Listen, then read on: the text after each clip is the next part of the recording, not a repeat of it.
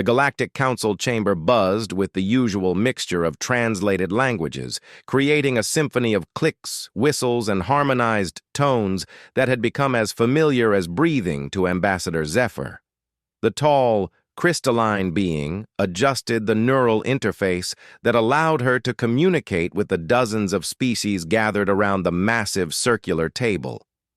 Today's agenda was routine: trade disputes, territorial claims, and the perpetual question of humanity's application for advanced membership status. Counselor Vrath, a hulking reptilian from the Saurian Confederacy, raised one of his forearms to speak. His voice rumbled through the translation matrix like distant thunder. We return once again to the matter of the humans. Their technological advancement has been adequate. Their spacefaring capabilities are functional, but their application for Level 7 civilization status requires a deeper examination of their cultural and historical development. Zephyr's crystalline form shimmered with what her species called anticipation light. She had been Earth's advocate for over 3 decades, ever since humanity had achieved faster-than-light travel and made first contact. The humans fascinated her in ways that the other council members found difficult to understand. Where they saw a young, aggressive species barely past their atomic age, she saw potential that burned brighter than most suns. The preliminary cultural assessment has been completed, announced Teclon, a being whose body resembled a floating jellyfish made of pure energy. Human civilization appears to have developed along predictable lines for a carbon-based species. Their recorded history spans approximately 6,000 years, with the usual progression from agricultural settlements to industrial revolution to space exploration. A collective murmur of what could generously be called polite boredom rippled through the chamber. Humanity's story, as presented in their formal application, seemed unremarkable by galactic standards. Most species followed similar patterns of development, and the humans appeared to be no exception. Dr. Sarah Chen, the human representative present via hologram from Earth's lunar embassy, maintained her diplomatic composure despite the obvious disinterest. She had spent years preparing for this moment, knowing that humanity's future among the stars depended on convincing these ancient civilizations that humans deserved recognition as equals rather than primitive newcomers. "Honored counselors," Dr. Chen began, her voice steady despite the magnitude of the moment, "humanity appreciates your consideration of our application. We understand that our recorded history may seem brief compared to civilizations that have existed for hundreds of thousands of years. But we believe our unique experiences have prepared us to contribute meaningfully to galactic society." Counselor Mordak, whose species resembled a massive tree with sensory branches instead of leaves, swayed gently as he spoke. "Dr. Chen, your species has shown remarkable technological adaptation. This is true.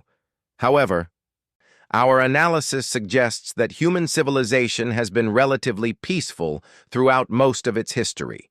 Your wars, while notable, appear to have been small-scale conflicts involving limited populations and territories." The statement hung in the air like a challenge. Dr. Chen felt her heart rate increase slightly, but she maintained her diplomatic mask. The truth was that humanity's application had deliberately focused on their achievements in science, art, and exploration while downplaying their more violent history. The strategy had been to present humans as a mature, peaceful species ready to join galactic civilization. Zephyr noticed the subtle tension in Dr. Chen's posture and felt a familiar stirring of curiosity. In her decades of studying humanity, she had always sensed there were layers to their story that remained unexplored. Human literature, music, and art carried undertones of something deeper, something that spoke of experiences far more intense than their sanitized historical reports suggested. "Perhaps," Zephyr interjected, her crystalline voice creating harmonic resonances that commanded attention, "we are not seeing the complete picture of human development. Dr. Chen, Your application focuses heavily on the past 500 years of human history. But what of the earlier periods? Surely a species does not leap from primitive agriculture to global industrialization without significant, formative experiences? Dr. Chen hesitated for just a moment, and that hesitation was noticed by every sophisticated intelligence in the chamber. The question touched on something that the Earth government had hoped to avoid discussing until humanity was more firmly established in galactic society. Honored Counselor Zephyr, Dr. Chen replied carefully, our earlier history is indeed complex. There were periods of conflict and upheaval that shaped our development, but we have evolved beyond those primitive behaviors. Counselor Vracht's reptilian features arranged themselves into what humans might recognize as skepticism. Dr. Chen, the Galactic Council has learned through millennia of experience that a species' true nature is revealed not in their moments of peace, but in their responses to existential pressure. How did humanity develop its remarkable adaptability and technological innovation? What forged your species into what it is today? The question was direct, almost confrontational, and Dr. Chen realized that the careful diplomatic dance was coming to an end. She made a decision that would change the trajectory of the entire hearing. Counselors, if you truly wish to understand humanity's development, you would need to examine what we call the medieval period of our history. But I warn you that our ancestors' experiences during that time might seem extreme by modern galactic standards. A ripple of interest passed through the chamber. Species that had seemed half asleep suddenly focused their attention on the human representative. Zephyr's crystalline form brightened with curiosity light. We are prepared to review extreme circumstances, Teclon stated. The Council has evaluated the histories of over 12,000 species. We have seen the rise and fall of empires, the devastation of planetary wars, and the transformation of entire star systems. What could human history contain that would surprise us? Dr. Chen took a deep breath and activated her personal interface. Very well. Let me share with you the records of what happened to human civilization between the years 1206 and 1368 by our calendar. But particularly, I want you to understand the impact of one individual and the empire he created. His name was Temujin, though history remembers him by his title, Genghis Khan. The holographic display in the center of the chamber activated, showing a three-dimensional map of Earth as it existed 800 years ago. The continents were familiar, but the political boundaries were completely different from modern Earth. This story begins in the steppes of Mongolia, where nomadic tribes had lived for thousands of years, Dr. Chen continued. These were not primitive people by the standards of their time, but they were tribal, constantly at war with each other, and largely ignored by the great civilizations of their era. What you are about to learn is how one man unified these tribes and created the largest contiguous land empire in human history. Counselor Mordak's branches rustled with what his species indicated as mild interest. Large empires are not uncommon in galactic history. The Altarian dynasty controlled over 300 systems at its peak. Honored Counselor, Dr. Chen replied. This empire covered approximately 24 million square kilometers of Earth's surface. But that is not what made it remarkable. What made it remarkable was how it was achieved, and what it did to the species that created it. The hologram shifted, zooming in on the Mongolian steppes and showing small tribal encampments scattered across the vast grasslands. Then, slowly, red lines began to spread outward from a central point, showing the expansion of Mongol influence across Asia, into Europe, and toward the Middle East. In less than 2 centuries, Dr. Chen continued, the Mongol Empire stretched from Eastern Europe to the Pacific Ocean. It included parts of what are now 40 modern nations, But counselors, you must understand that this was not achieved through superior technology or overwhelming numbers. This was achieved through something that I believe makes humanity unique among galactic civilizations. Zephyr leaned forward, her entire crystalline structure now glowing with intense curiosity. Dr. Y. Chen, you have our complete attention. What was this unique factor? The human representative paused, knowing that what she was about to reveal would either secure humanity's place in galactic civilization or condemn them to perpetual observation as a potentially dangerous species. Counselors, the Mongol Empire was built through the systematic application of psychological warfare, adaptive strategy, and a level of organized violence that transformed not just the conquered territories, but the entire human species. What I'm about to show you is how a single human being and his descendants killed approximately 11% of the world's population, and in doing so, created the conditions that would eventually lead to everything we are today. The chamber fell completely silent. Even the ambient translation humming seemed to pause as the implications of Dr. Chen's statement settled over the assembled representatives of galactic civilization. Counselor Vrath was the first to speak, his voice carrying a note that the translation matrix struggled to convey.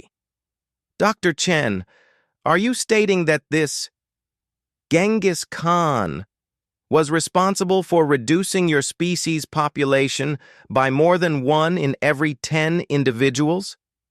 That is correct, Counselor. But that is only the beginning of the story. What you must understand is that this was not the result of some natural disaster or plague. This was the deliberate, systematic, and strategically planned action of human beings against other human beings. And it worked so effectively that it reshaped our entire species. The holographic display showed population density maps of Earth before and after the Mongol conquests. The differences so stark that several council members audibly reacted in their native languages. Dr. Chen continued, her voice steady despite the magnitude of what she was revealing. But what I believe will truly interest this council is not just the scale of what was accomplished, but how it was accomplished, because the methods that Genghis Khan and his successors used reveal capabilities that we believe make humanity particularly suited to galactic civilization. Zephyr's form was now pulsing with such bright curiosity light that it was almost difficult to look directly at her. Dr. Chen, please continue. The Council needs to understand the complete picture of human development. And so Dr. Chen began to tell the story that would change everything the galaxy thought it knew about humanity. The holographic display shifted to show the steppes of Mongolia in the year 1162, focusing on a small tribal encampment where a child named Temujin was born into a world of constant warfare and survival. Dr. Chen's voice took on the cadence of a storyteller, but every word was backed by historical evidence that the Council's advanced analysis systems were already beginning to verify. Temujin was born into a nomadic society where survival depended on mastery of horseback riding, archery, and the ability to endure extreme hardships. His father was a minor tribal chief who was poisoned by enemies when Temujin was only 9 years old. This left the boy, his mother, and his siblings abandoned on the steppes to survive or die. The hologram showed the harsh reality of steppe life. Endless grasslands stretching to the horizon, tribes constantly moving with their herds, and the ever-present threat of raids and warfare. Several council members shifted uncomfortably as they began to understand the environment that had shaped early human development. What you must understand, Dr. Chen continued, is that this was not an unusual story. Human children of this era were regularly exposed to violence, death, and extreme hardship as normal parts of life. Temujin survived by developing qualities that would later prove essential to his success. Absolute pragmatism, the ability to inspire loyalty through both fear and respect, and an understanding of human psychology that bordered on supernatural. Counselor Teklon's energy form flickered with what his species indicated as confusion.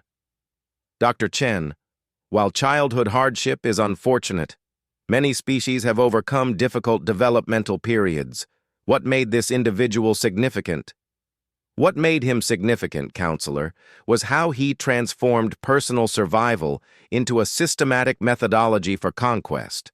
By the time he was declared Genghis Khan in 1206, he had not only unified the warring Mongol tribes, but had created something entirely new, a military organization that combined the mobility and toughness of nomadic life with innovative tactics, psychological warfare, and a merit-based command structure that had never been seen before in human history. The holographic display now showed the early Mongol army. Warriors on horseback, each rider leading multiple horses to ensure constant mobility, carrying composite bows that could accurately hit targets at distances that amazed even contemporary civilizations. But more importantly, it showed the organizational structure that Genghis Khan had created. The Khan divided his army into units of 10, 100, 1,000, and 10,000 warriors. Promotion was based entirely on competence and loyalty, not birth or tribal affiliation. This was revolutionary for human society at that time. But it was his approach to warfare itself that truly changed everything. Dr. Chen paused to allow the holographic display to show detailed tactical formations. Genghis Khan understood that victory was not just about defeating enemy armies. He understood that lasting conquest required breaking the will of entire populations to resist. So he developed a systematic approach to psychological warfare that was unprecedented in its sophistication and effectiveness. The display showed the Mongol approach to siege warfare. Fast-moving cavalry units that would surround cities, cutting off trade and communication, while the Khan sent envoys to offer terms of surrender. The terms were simple and terrifying. Submit completely, pay tribute, provide soldiers for the Mongol army, and be spared. Resist and face complete destruction. But here is what made the Mongols unique, Dr. Chen continued, her voice taking on an intensity that commanded the chamber's complete attention. When cities chose to resist, the Khan would not simply capture them. He would methodically kill every living thing within the walls, every man, woman, child, and animal.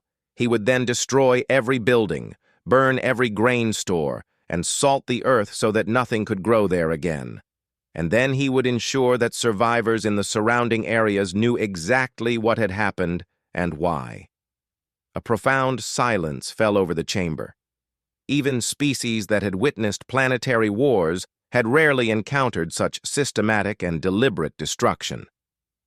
Counselor Vracath spoke slowly, his reptilian voice carrying a note of something that the translation matrix labeled as awe. Dr. Chen, you are describing genocide as military strategy. I am describing human adaptability under extreme circumstances, Dr. Chen replied.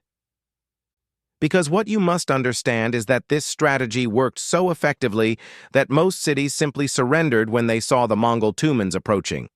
The Khan had discovered that committing absolutely horrific acts of violence against a few populations could save the lives of millions by preventing the need for warfare altogether. The holographic display showed the rapid expansion of Mongol territory. Red lines spread across Asia like wildfire, representing conquered territories, but the lines moved with a speed that defied conventional understanding of medieval warfare. In 1211, the Mongols invaded the Jin dynasty in northern China. This was a civilization with a population of over 50 million people, massive fortified cities, and military technology that included gunpowder weapons. The Mongols had perhaps 150,000 warriors. By conventional military analysis, the invasion should have been impossible. Zephyr's crystalline form was now pulsing with such intense curiosity that the light was visible even in the chamber's bright illumination.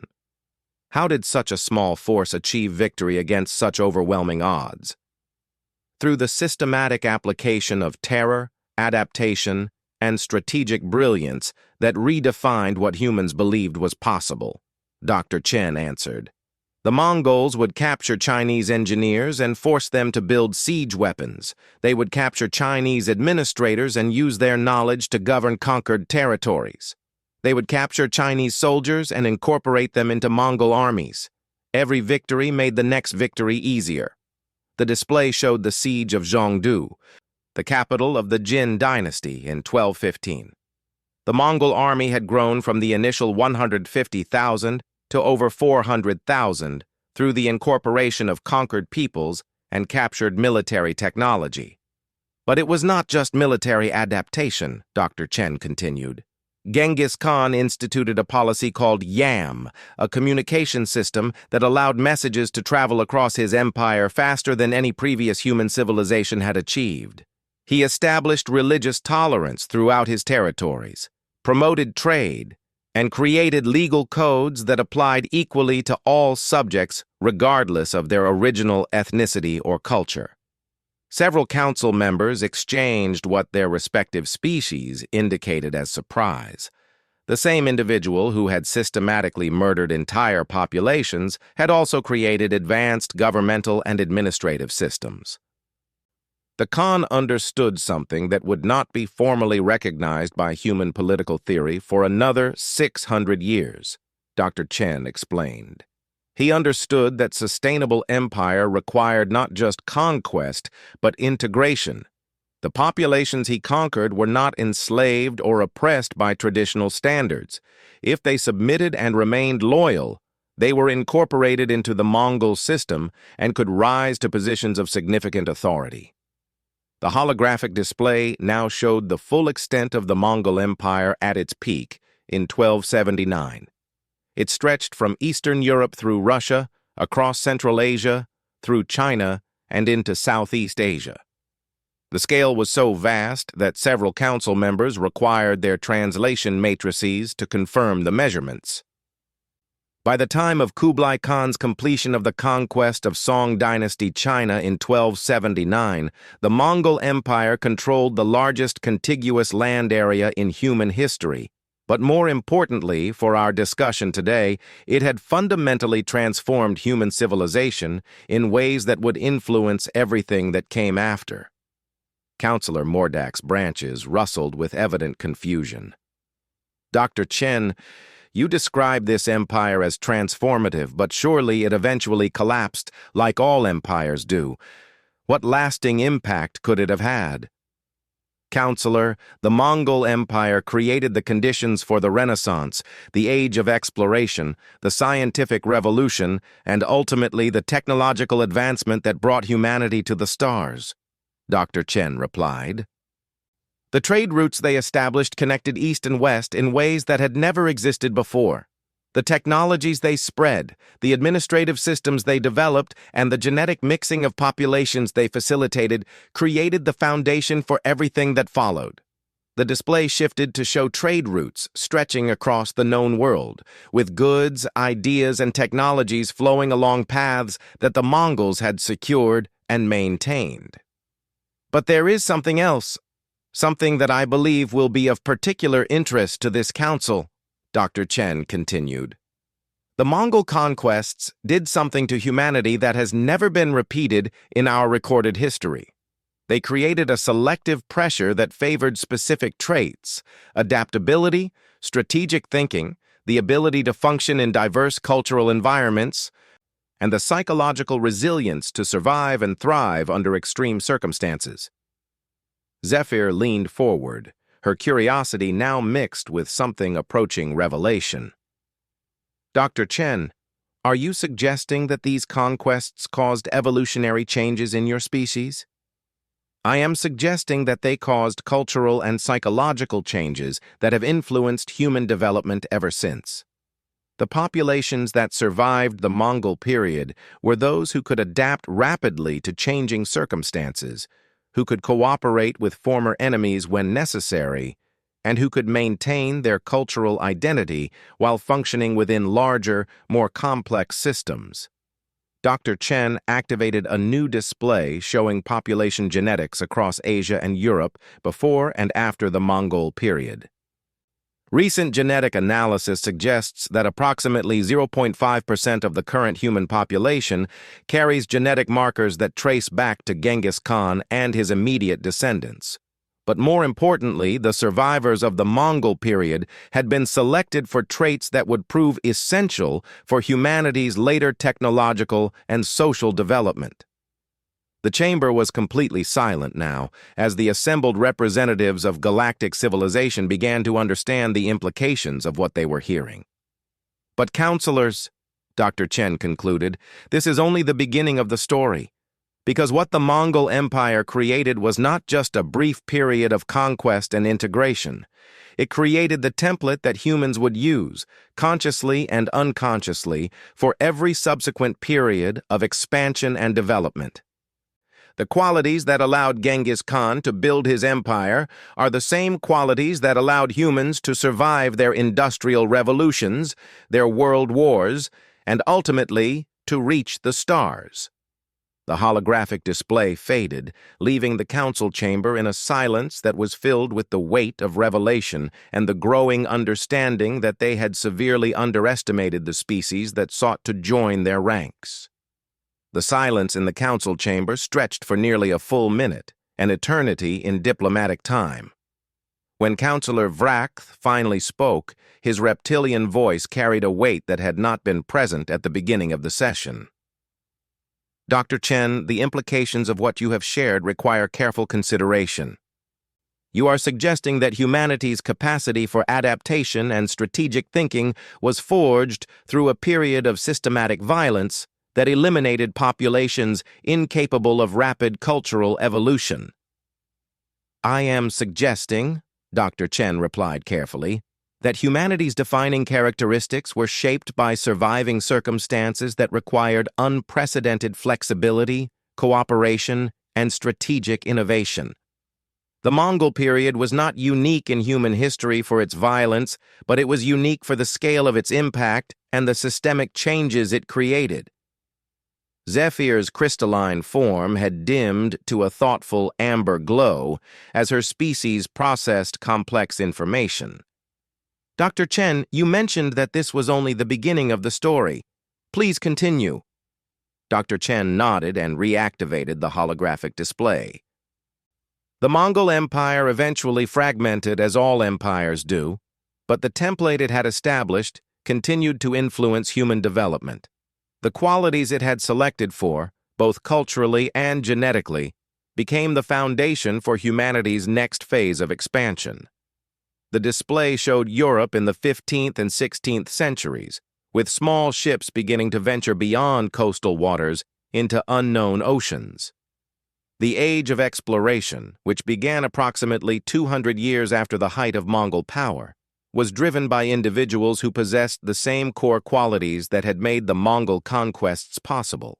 The willingness to venture into completely unknown territories, the ability to adapt rapidly to unfamiliar circumstances, and the strategic vision to see opportunity where others saw only danger. The hologram traced the routes of European explorers as they circled the globe, establishing trade networks and colonies that would reshape human civilization once again. But here is what I believe the Council will find most significant, Dr. Chen continued. Humans did not simply explore and trade. They systematically analyzed and adapted to every new environment they encountered. They studied local flora and fauna, learned native languages and customs, and integrated useful technologies and techniques into their own culture. This was the same adaptability that had allowed populations to survive and thrive under Mongol rule. Councillor Teklon's energy form flickered with renewed interest. Dr. Chen, are you suggesting that human exploration was driven by the same psychological mechanisms that created the Mongol Empire? I am suggesting that both were expressions of the same fundamental human characteristic, the ability to rapidly assess, adapt to, and ultimately control complex, changing environments. But where the Council might find this particularly relevant is in understanding how humans approach problems that other species consider impossible. Dr. Chen activated a new section of the display, showing the technological progression of human civilization from the medieval period through the Industrial Revolution and into the space age. Consider the pattern, she continued. When humans encountered the challenge of crossing oceans, they developed navigation techniques, shipbuilding technologies, and organizational systems that allowed small groups to survive months at sea in wooden vessels. When they encountered the challenge of industrial production, they reorganized their entire social structure to support massive technological development. When they encountered the challenge of global warfare, they created technologies and strategies that could coordinate millions of individuals across entire continents. The display now showed the progression from primitive sailing ships to steam engines, to aircraft to rockets, with each technological leap occurring in a shorter time frame than the last. What you are observing, Dr. Chen explained, is the same adaptive mechanism that allowed Genghis Khan to transform a tribal nomadic culture into a continental empire, now applied to technological and scientific challenges. Humans do not simply overcome obstacles. They systematically analyze obstacles, develop tools and techniques to neutralize them, and then use those tools and techniques to tackle progressively more complex challenges. Counselor Mordak's branches swayed with what his species indicated as growing comprehension. Dr. Chen, you are suggesting that human technological advancement follows the same pattern as human territorial expansion. Exactly, Counselor. And this is why I believe humanity is particularly suited for galactic civilization, because the challenges of interstellar society, multi-species cooperation, and the management of complex technological systems are simply the next iteration of challenges that humans have been solving for over 800 years. Zephyr's crystalline structure began to pulse with what her species indicated as excitement. Dr. Chen, please elaborate on this point. How do you see humanity's historical experience translating to galactic citizenship? Dr. Chen smiled, knowing that she had reached the crucial moment of her presentation. Counselors, consider what galactic civilization requires.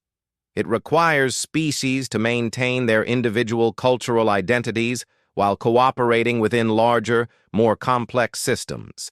It requires rapid adaptation to new technologies and new forms of communication.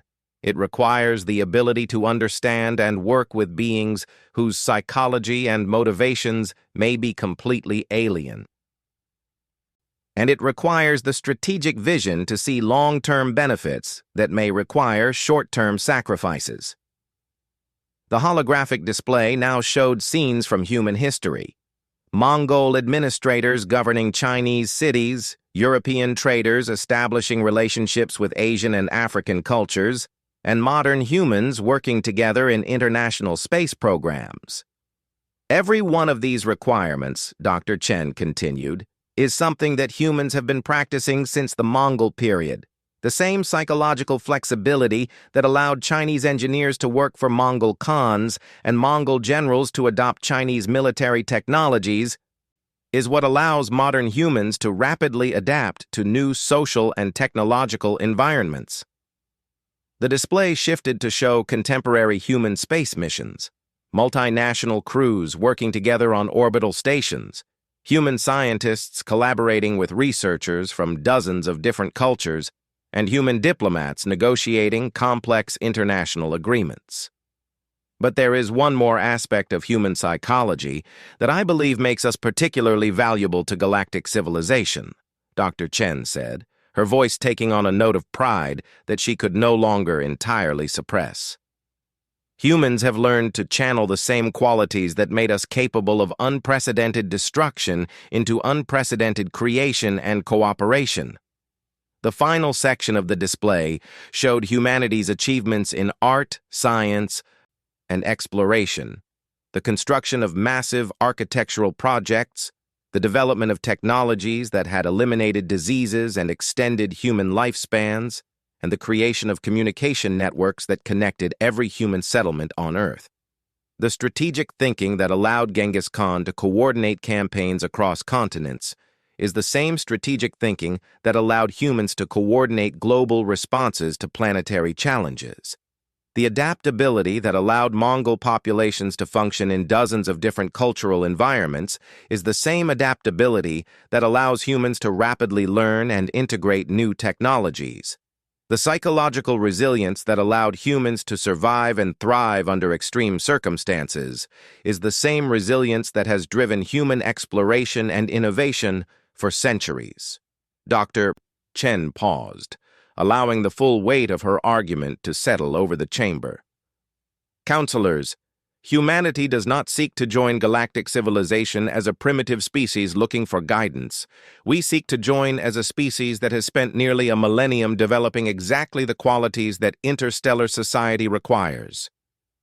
The silence that followed was different from the earlier pauses. This was not the silence of confusion or surprise, but the silence of profound consideration. The assembled representatives were not just evaluating humanity's application anymore.